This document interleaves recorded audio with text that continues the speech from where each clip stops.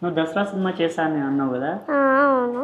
నానిగారితో చేస్తావా లేకుంటే ఇంకా ఎవరితోనైనా చేసావా? నానితో చేసా, కీర్తి సురేష్తో కూడా చేసా. కీర్తి సురేష్తో చేశారు. నానితోటి ఎక్కడ చేస్తారు, కీర్తి సురేష్ తోటి ఎక్కడ చేస్తారు?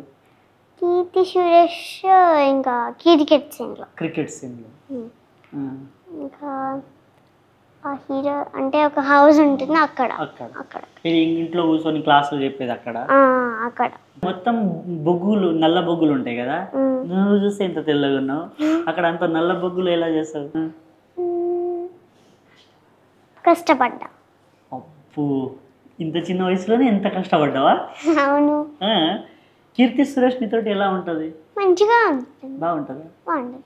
నాని సార్ ఫేస్ అందంగా ఉంటుంది. ఇది కీర్తి సురేష్. అవును. మీది కూడా బాగుంది కదా. మీది కూడా బాగుంది కదా. అప్పో, నాదెందుకు ఇప్పుడు? కీర్తి సురేష్ నన్ను కూడా అన్నది కదా. అవునా? ఇది బాగున్నావనా?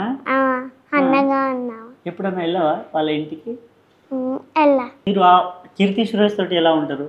మంచిగా ఉంటాను. మంచిగా ఉంటారా? అవును. నువ్వు కీర్తి సురేష్ వాళ్ళ ఇంటికి వెళ్ళావు కదా, వాళ్ళ ఇంట్లో పెట్స్ ఉంటాయి కదా, అవును. నువ్వు వాళ్ళతో ఆడుకున్నావా? ఆడుకున్నావా? ఎలా అనిపించింది?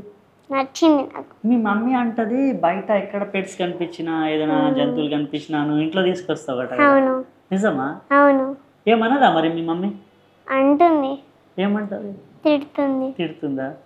అయ్యో, ప్రతిసారి తీసుకురావడం, తిట్లు పడడం అలవాటు అయిపోయింది కదా. అవును.